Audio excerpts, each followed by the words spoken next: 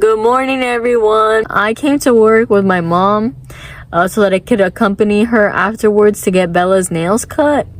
But while I'm here, I will be reading my book. I haven't read it in quite some time and it just got renewed. So I have to really finish this so that I can return it. I'm really trying to push myself to read. It's just my brain does not want to. I am forcing myself to read because it's really hard to just sit down and choose to read. Like, I want to be on my phone, I want to brain rot, but I need to do this. So phone is off, we're gonna read. Okay, bye. Chapter 2. I'm gonna read a little part of it so you kind of get a little understanding of what's going on. The idea of Friluftsliv is not to cram more activities into an already busy schedule. It's to make time for a lifestyle that's sustainable to you, your family, your community, and the planet. Once you start to adopt the mindset that time spent in nature is never wasted, letting go of less meaningful or even toxic habits will become a lot easier. Keep in mind that not every encounter with nature needs to be an epic adventure. Open air life spans everything from observing the birds on your street to climbing mountaintops. Being one with nature does essentially take practice. It doesn't mean you have to travel miles and miles away to the nearest national park. Just get out. Just get out, put your phone away, look around, take in the world.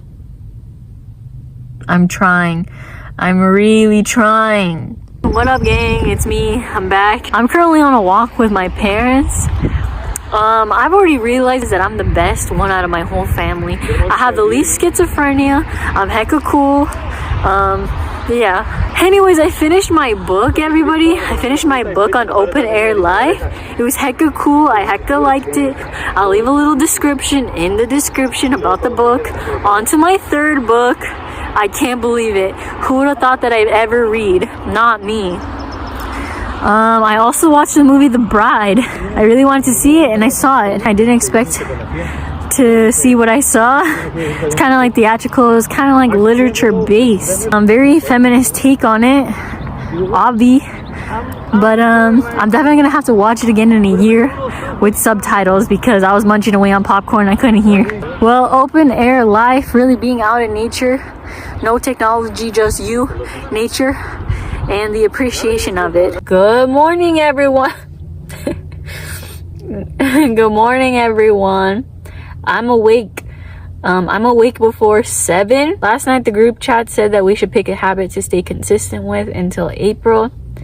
Today, I've decided that I'm going to be waking up before 8 a.m. and possibly doing some physical activity to get my body up and moving in the morning. In the meantime, while I wait, I'm gonna be reading my next book. I'm on my 3rd book, you guys. Who would have thought that I would be reading and finishing books? I don't know specifically what it's about, but it's how am I doing, 40 conversations to have with yourself, because obviously I'm not doing well. If you guys haven't seen in my last videos, I'm very much so struggling mentally, and I think this book might have conversations that I need to have with myself and figure out, because I don't know who I am as a person, what it's like to be a 26-year-old effing rat that just has no idea what's going on, really. Just in case you guys don't read this book, here are some of the questions that are in here. Maybe you guys can answer them or try to figure out what the answer is even without the context of the book.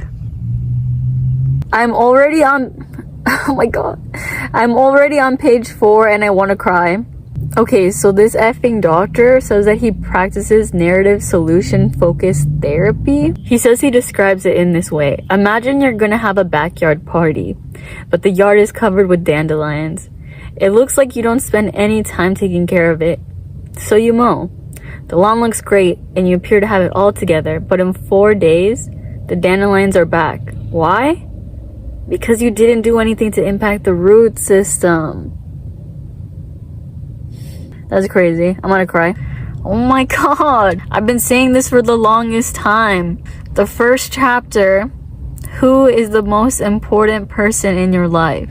They start off by asking, maybe it's your family, a friend, or a colleague. think again. You may not realize it, but you are the most important person in your life.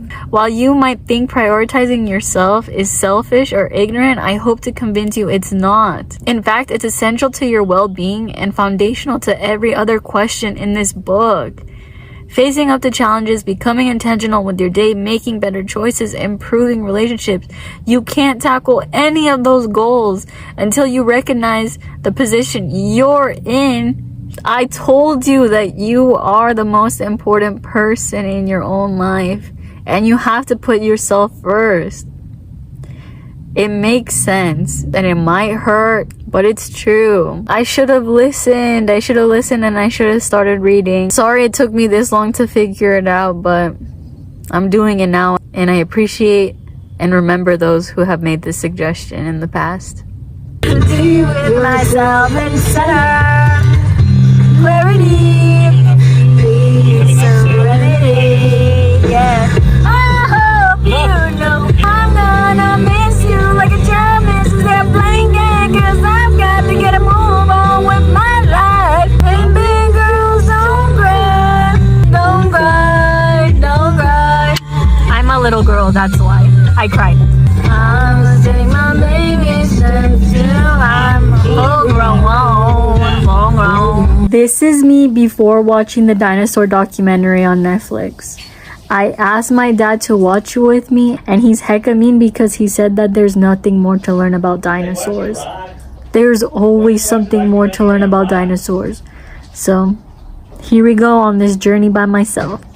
What up, gang? Another day, another nickel. I'm awake again before 8 o'clock, and I'm about to read again. Within the 40 questions that are being asked, there's like a self-reflection page that asks more question and gives you like a little task to delve deeper into your possible answer. I haven't gotten to any of those, but really I'm worried because as I read, I don't have an answer to these, and I don't know. It really makes me think of what kind of person I am. And when my eyes are closed, I see you for what you truly are, which is ugly. We've gotten to the question, how can your vulnerability free you? When I let myself be vulnerable, named the problem, and shared the struggle, I transferred it out of me. There was an emotional release. Even that first moment, just in naming the struggle.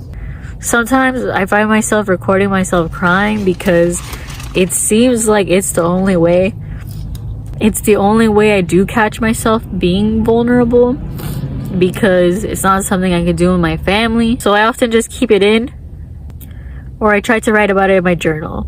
I gotta fix my face before my mom comes back. What up, gang? Another day of waking up before 8 o'clock. Am I getting used to waking up at 8 o'clock? No, but do I get up? Yes, I do. We got our mother effing book. We're wrapped up and we're ready to read. Let's do this. Passage from question 20, which is what makes you feel most alive. Your time here on earth is limited, and it's your responsibility to find and do what makes you spark.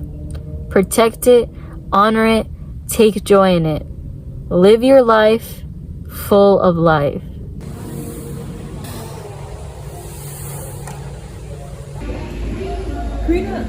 What's up, gang? I totes forgot to update you guys on what the F I was doing. Excuse me. Me and the gang, we went to a coffee shop so that everybody could study because everybody's in school except me. So what I did instead was I finished my book. Woo! I finally finished my third book and it was really good. I think everybody should read that book. It makes you want to cry, it makes you think, it makes you question your existence, everything. Am I still sad? Yes. It's not gonna go away easy peasy lemon squeezy. No pero lopo.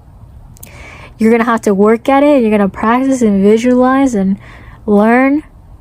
Seepity leapy. Anyways,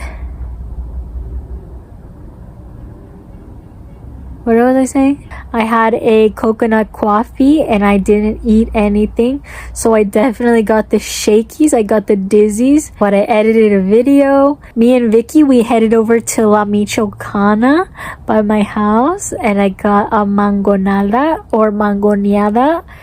and an esquite, and I ate that up. The ice cream drink is more so for my mother because she likes it a lot. I recently started watching Turtle with Hat, and those girly pops are the funniest mother effers ever.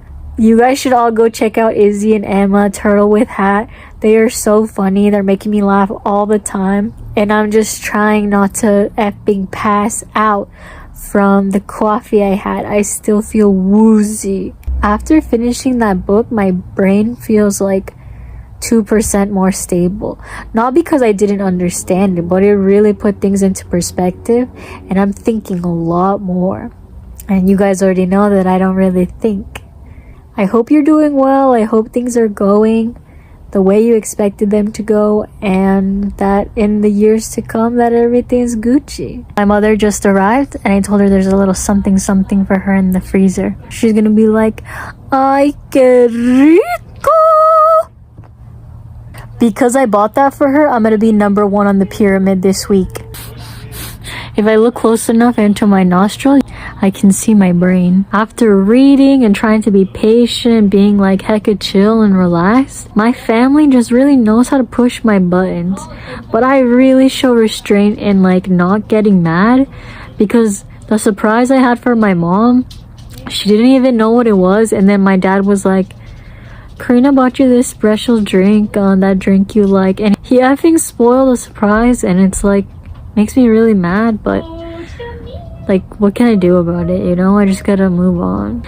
I can only control myself. I cannot control others. I can only control myself and my actions. I cannot control others. I just have to remember that I'm silly, goofy, and I'm hecka chill, and I'm hecka cool.